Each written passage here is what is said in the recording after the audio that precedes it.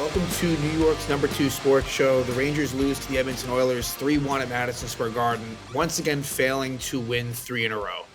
And you knew this was going to be a difficult one. It's another game where it's not like it was a bad loss by any means. It's just you're at a point in the season where you have to rack up some legitimate winning streaks, and they just haven't done that. They've played, I would say, certainly above average hockey for a while now.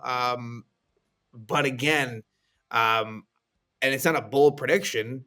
Um, I've said it all along. If you're not going to find your way on a 3-game winning streak from here into the rest of the season, it's hard for me to believe that you're going to make the playoffs. Yeah, sure, you can find your way to, win two, lose one, win two, lose one, or something to that effect, right? Maybe even in some of the losses, you're even gaining a point, which in this game, that would have been very beneficial.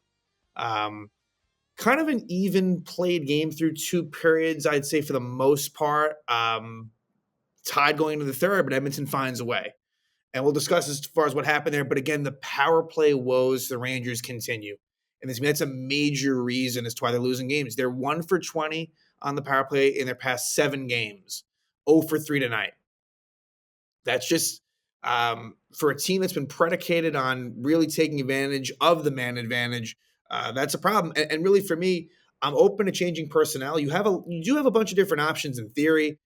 I'll also say it wasn't as if the power play was god awful. I mean, I think the second one was pretty bad. First and third, there were definitely good chances, right? So it's not as if you could argue it's getting better, but the results aren't there. And it's like, look, a guy like Will Cooley, who is the one Ranger goal scorer in this game, like, who do you want net front? If we're being honest with ourselves, I mean, Cooley or Kreider, right? In a 1-for-1 situation. And it doesn't have to be like that, but that could be an improvement. There's just little things that I think the Rangers can do to maybe make that number one power play unit a little bit more effective. Because for me, Kreider, it's hard to have a whole lot of confidence in him at this point for many different reasons. I understand that even still, probably one of the best parts of his games is probably still in front of the net, although I kind of come away less and less optimistic about that.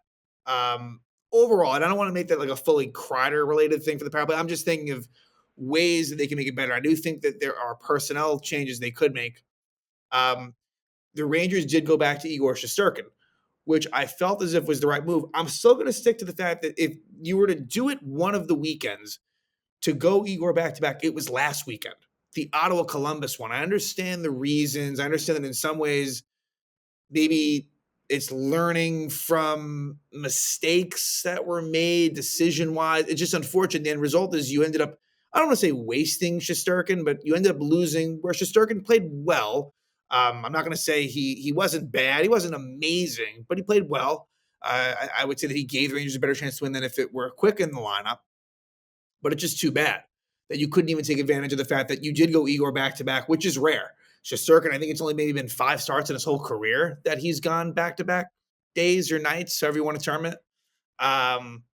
So that's where the Rangers are at right now. They just cannot quite get themselves to a point where it's like, okay, they are like unequivocally kind of in a playoff spot and feeling good about it. They're just not there. It's a lot of up and down, and they've been right in the thick of it for a while now. I mean, to think about the season, even though really the eye test wasn't very good, they start out 12-4-1, right? And coming off of a President's Trophy situation, you're thinking, okay, playoffs is basically, honestly, a near certainty.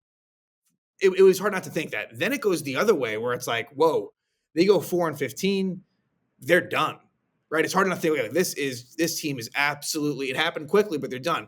Then it reached a point somewhere in January where they get back to winning. And really ever since, again, I don't know, middle to late January, they've been in this position where they are really right in it for that last, the last 1 or 2 spots. Really, I'd say the last spot now. That's up for grabs. So 14 games to go, 7 at home, 7 on the road. That's the other thing too. Rangers have not been that good at Madison Square Garden. They are, I think, 16, 15, and 3 at home. That's not nearly good enough. I mean, 17, 14, 3 on the road, that's requisite. You can live with that, but the home record is really, really bad. That's just not going to get it done. So the lineup was the same for the Rangers as expected, coming off of, again, what was a defensive clinic against the Columbus Blue Jackets. And I'll still say this, that was a massive win still, right? Like if you were to only win one game between Columbus and Edmonton, you won the right one. The Columbus game with the head-to-head matchup was the 1-2 win. So I don't want to take anything away from that, and that deserves its credit. But hey, it's the Rangers need results. That they put themselves in that position, and that's where it is. So really now, they go with the same lineup in this game.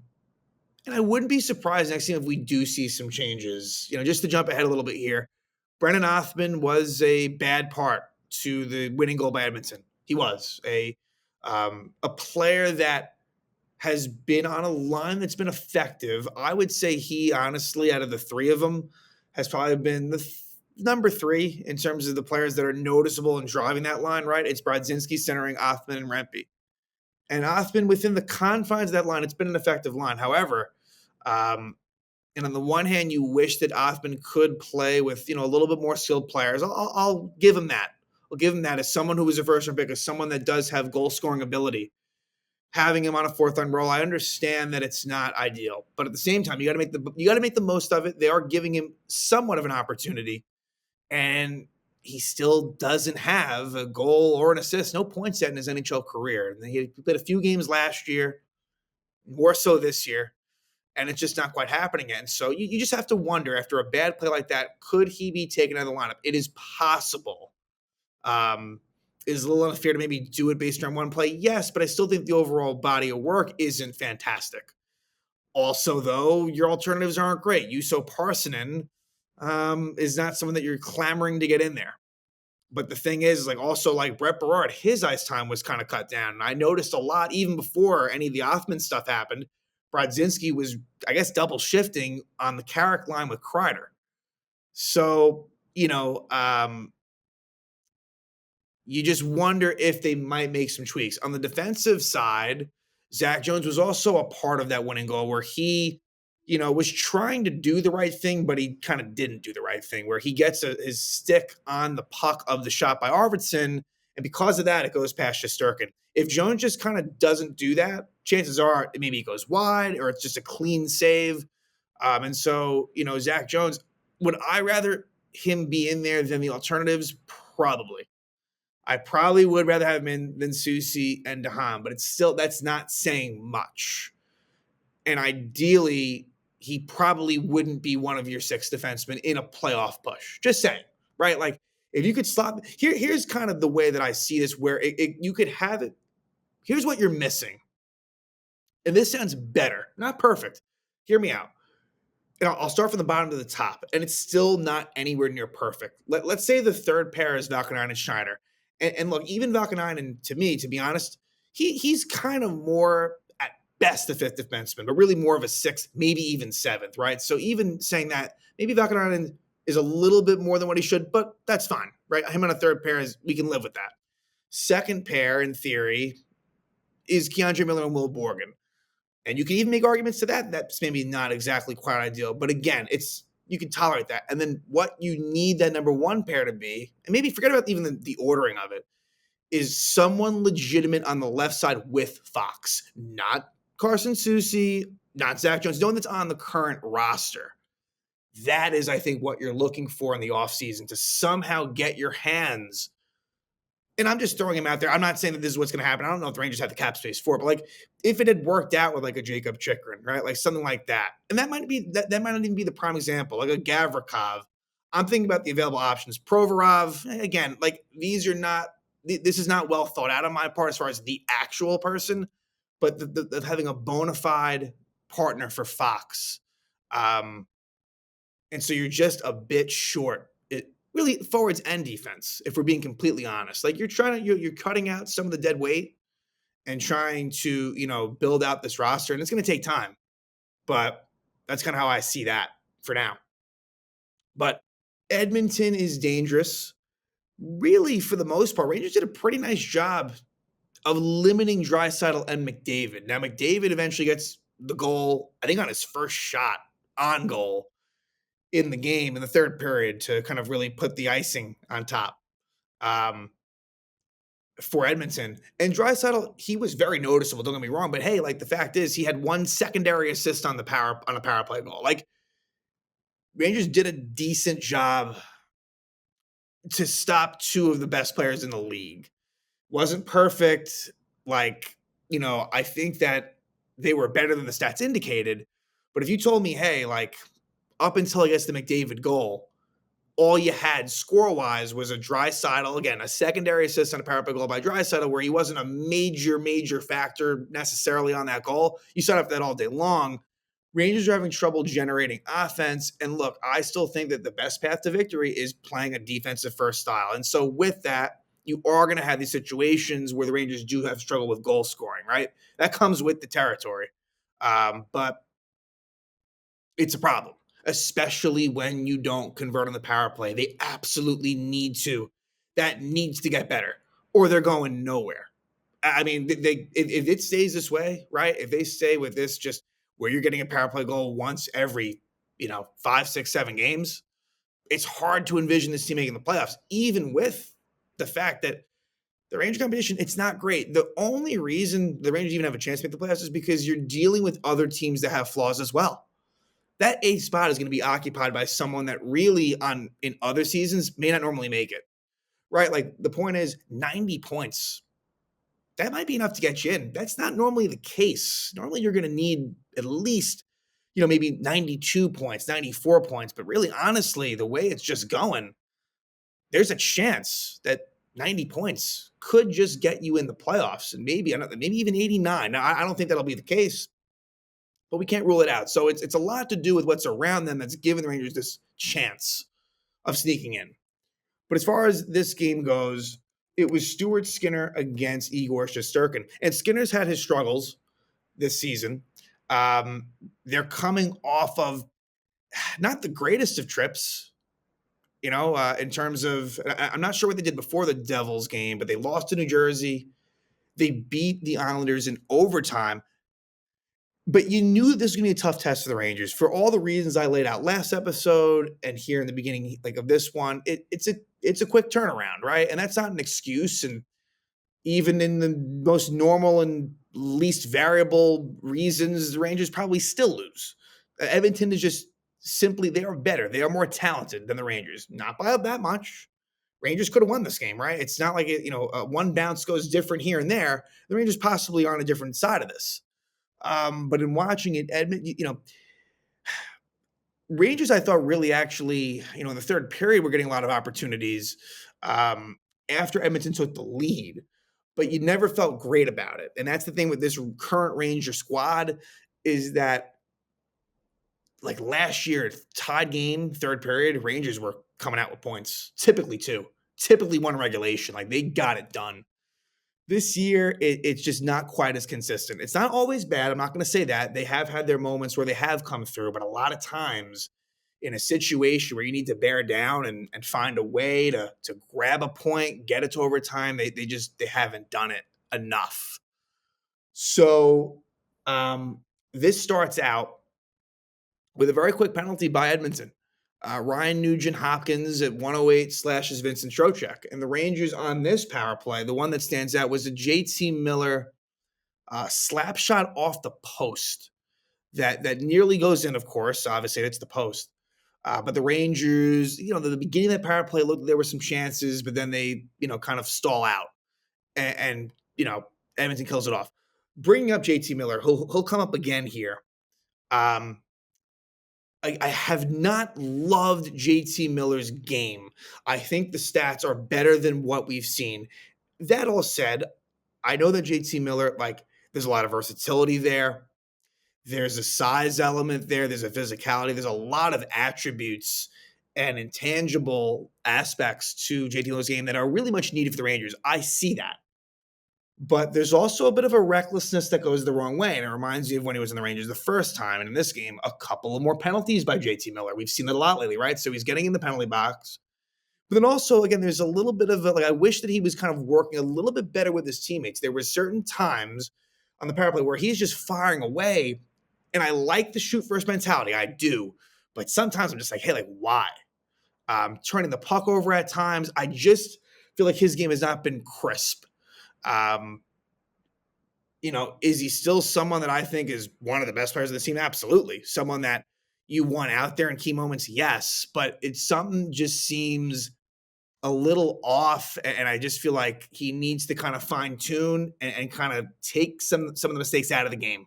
Again, the penalties, the decision making just has not felt quite right. So the Rangers don't score on that power play, which is hugely important. Special teams was a massive reason the Rangers lost this game. It was. And then the penalties start happening. And Laviolette was upset with a few of them. I'm not going to get into that so much. Look, you hate when obviously the officials don't make the calls you want, and that does happen. You like to think that it evens out over time. It may not. But at 4:37, Zach Jones hooks Jeff Skinner. And Zach Jones, similar to JT Miller, Zach Jones has been taking a lot of penalties lately. It's just been the case. It's a lot. Rangers do kill that off. Then at 11:23, JT Miller interferes with Connor McDavid. Rangers kill that off as well. Within all of this, the Rangers were getting some pretty good opportunities in the first period. I felt like it was a well-played first. And Shesterkin had to make some good saves as well, but I felt like, the Rangers had their opportunities. There was one play where Sam Carrick makes a nice play, takes it to the net, but Chris Kreider just whiffs on the rebound chance. Just whiffs on it. I wish he could have gotten, a little bit of a shot, and the puck just goes under his stick. And there were a couple other opportunities. Lafreniere fed Mika Zibanejad in a close-in chance that didn't work. But the Rangers finally take one more penalty. And, to take 3 penalties in one period against this McDavid Draisaitl-led power play is a recipe for disaster. And Keandre Miller at 18:53 hooks Jeff Skinner. And I felt like Keandre, there were some struggles in this game. Look, he has a pretty big role in this defense, logs a lot of minutes, so you have to acknowledge that and appreciate that. But I felt like Keandre, there, wasn't great in this game. And he's called for hooking Jeff Skinner. Did Skinner maybe kind of just get Keandre's stick and kind of put it under his armpit and kind of just go along for the ride? Maybe a little bit, right? Maybe a little bit, but you don't want to get put in that position anyway. And Edmonton gets that late first period power play, and they do take advantage of it. It's Corey Perry scoring his 15th goal of the season from Nugent Hopkins and Draisaitl 1917. Ryan Nugent Hopkins ends up with actually 3 primary assists where he makes nice little plays on all 3 goals. Not ones that are going to wow you, but just smart plays that result in goals. And this was a play where Draisaitl is able to take a shot, and it's a little bit of a scramble in front. And in front is Fox and Trocheck. It wasn't Trocheck's fault. Trocheck backhands it away from the crease. Unfortunately, though, it deflects. Nugent Hopkins is able to kind of stop it. And from there, Corey Perry, who still at this age, he's been in the league for a long time now, still very good in front of the net. It ends up on the stick of Corey Perry, where he's able to backhand it in off of Shesterkin's, I think, helmet and into the net. Again, that's where taking too many penalties can bite you, especially against this team. So, some good ozone time. Shot by Draisaitl. Trocheck tries to get it out of there. Nugent Hopkins prevents that from happening. It goes on the stick of Perry, and he backhands it in. Makes it 1-0 Edmonton going to the second. However, the Rangers are able to respond, and at the 5-minute mark, Will Cooley scores his 18th goal of the season, assisted by Panarin and Trocheck. And this was a play where Panarin takes into the zone on his left side, as he normally does, finds Braden Schneider in the middle of the ice, who finds Vincent Trocheck on the right side. Trocheck throws it towards the middle. It goes off of Panarin, and then it's kind of loose behind Skinner, and Cooley is able to beat, I think, both defensemen, Kulak and Emberson, for the goal. And that's where Will Cooley, it's just like, he doesn't give a fuck. He will go to the net. He'll take the punishment that's needed. And it's just hard not to be proud of Will Cooley for what he's done this season in a year where there's probably been more lows than highs based on expectation. Will Cooley has been an absolute bright spot. And he did hit a little bit of a point where he did kind of, no pun intended, cool off. But now he's finding it again, and he absolutely deserves to be in the top 6, and that ties it up at 1. So a really big goal in that moment, because we know how the Rangers are. When they're down 2, they don't win. So it's very important that they tied it. From there, JT Miller takes a delayed game penalty at 7:12. Inexcusable, but the Rangers kill it off. And then at 12:48, Pud Colson hooks Johnny Brodzinski, but the Rangers don't score. And I feel like that power play was a bad one. Out of the 3, that was the worst. with a chance to take the lead. They don't do it. And we leave the second period tied 1-1. And I felt okay with that based on what had been to that point. It was pretty even, to be honest. So it wasn't as if like, oh, wow, the Rangers escaped. But it felt like, all right, you got to find a way to at least get this to overtime. This was one of those games where if they got a point, I would have been very okay with it. That's not always the case, but you can't take so many regulation losses. You can't get no points. And that's what they do here. And in the third period, at 6:09, Victor Arvidsson scores his ninth goal of the season, assisted by Ryan Nugent-Hopkins. So what happens is Brennan Othman tries to get it back to the point towards Zach Jones. And Arvidsson breaks it up, finds Ryan Nugent-Hopkins in the middle of the ice. It's a 3-on-2 situation as Othman's trying to get back. And Arvidsson takes a wrist shot from about the right circle, top of the right circle. And Zach Jones gets a piece of it off the blade of his stick, and it goes in past Shesterkin. Because when you're watching this live, I wasn't totally sure, because if it wasn't, that's like, how is Shesterkin allowing that just straight on with no deflection? But it was deflected. And so Zach Jones, it's the little things that which is why he's been where he's been. And I understand why the coaches don't always want to use him. As much as I think that his game is intriguing, as much as I think that if used properly, he could be really effective. This isn't, as far as I'm concerned, this is an NHL defenseman. But on a team that's trying to contend, is Zach Jones ideally one of your top 6 defensemen? Probably not. But Brendan Othman, to me, makes the bigger mistake. And you know what it reminded me of a little bit? This reminded me slightly of against Washington a couple weeks ago, where it led to a power play where Washington tied the game. It was where Calvin DeHaan gets his shot blocked, and then Zach Jones comes back and hooks for a penalty. It was reminiscent to that for me. This was a little bit early in the game. This was a tie game. Rangers were up at that point. That drew a penalty, which led to a power play goal. This led to a straight goal right off the turnover. But it makes it 2-1 Edmonton. They took advantage of it. And then at 9:13, Jeff Skinner cross-checks Will Borgen. And this was, the last power play chance for the Rangers are tied up, and they don't do it. And there was a really good opportunity in front where Mika Zibanejad, kind of on a loose puck rebound situation, he does lift it, but Skinner makes the save. That was the best chance. And they don't score there. And the Rangers from there, they did have more opportunities. It looked like they maybe were close to tying it up. But then out of a commercial break, with under 4 minutes left, Connor McDavid wins a faceoff in the Edmonton zone. It was a defensive zone win by McDavid against Vincent Trocheck. What happens from there is Brett Kulak, the defenseman, shoots it towards the neutral zone. Adam Fox is unable to win the battle against Ryan Nugent-Hopkins. Nugent-Hopkins is able to get it towards McDavid, and McDavid comes in with speed. Panarin is in the place of Fox, so that's scary. All you have back is really Keandre Miller and Panarin. And McDavid takes advantage of that. Keandre Miller was not as, tight as he needed to be in terms of keeping that gap close. It was too wide, and McDavid had enough room and space to just fire it past Shesterkin, and Edmonton takes a 3-1 lead. Rangers will pull the goalie down too. Again, more opportunities, but they couldn't score. And that's been a bit of a problem for the Rangers, and they lose to the Oilers 3-1. And that's just been the tough thing, where the Rangers have had their moments where, okay, you could kind of see it. All right, here we go. Maybe they'll take off. They just have not done it. And that's been consistent. I guess you could call it consistently inconsistent. I guess you could say that. I still think that the Rangers' overall game has been better. Of course, there's a few games here and there that have been dog shit, but for the most part, it's really been a better brand. And I think ultimately, if they stick with this, I'm still, as I speak now, somewhat optimistic that they'll find their way in, but it's not going to be easy. Again, 14 games left. This was the first of a 4-game homestand. The next one's against Calgary. And here's what you have to take advantage of.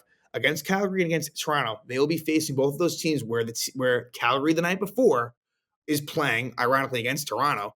And then when the Rangers play the Maple Leafs the night before, Toronto's playing Colorado. Rangers have to find a way to take advantage of those situations. What's interesting for me now is Igor able to just roll on through, or does Jonathan Quick get a start now? I don't think we know the answer to that, right? I think I almost feel as if if the Rangers won this game against Edmonton, maybe you feel like, okay, you have a little bit more breathing room to go with Quick versus Calgary. I just don't know how comfortable they'll feel doing that. Obviously, look, Quick's going to play again. Shesterkin's not going to play the rest of the games, but I'm telling you, he's going to get the lion's share of it. Like the last 14 games, I'm saying Igor from here. I really believe, honestly, if this is going down to the very end, I think he's probably getting 12, like at least 12 of the 14 games. This is what he's here for, right? No disrespect to Jonathan Quick, but it's got to be Igor for almost all of it. But we'll see what they do against Calgary. It's unknown. But look, the Rangers played very poorly at Calgary, and that was really the first game that started that 4-15 spell. The one that ended what was at the time a 3-game winning streak. That's really where it began. It was Calgary and then Edmonton. That was the beginning of really, really bad times for the Rangers. So they're aware of that. Calgary's in the thick of their Western Conference playoff race. They are battling it out for the last spot, which right now I believe is occupied by Vancouver. So it's going to be a desperate Calgary team. That said, it's the game the Rangers have to win. Home against Calgary is, to this point, with what you have left, is probably one of the more winnable games on the Rangers schedule. It really is. And here's the other thing, too. Calgary is 12-13-6 on the road. Not a good road team. Not a great goal differential. It's not a team that scores a whole lot of goals. Their defense and goaltending have been solid for them. It's kind of kept them in it. But it's a game the Rangers really have to win when you consider everything else, because the games after that are a little more difficult. And so we'll see what happens. But, yep, again, Rangers power play fails them. That's been a continuous issue lately, and another chance kind of squandered away, as I've said, where the Rangers had a chance to finally break that schneid of winning 3 straight, and they just simply can't do it. Not a bad game played, but not good enough to win, not good enough to get a point. The Rangers come home to Madison Square Garden, and they lose to the Edmonton Oilers by a score of 3-1.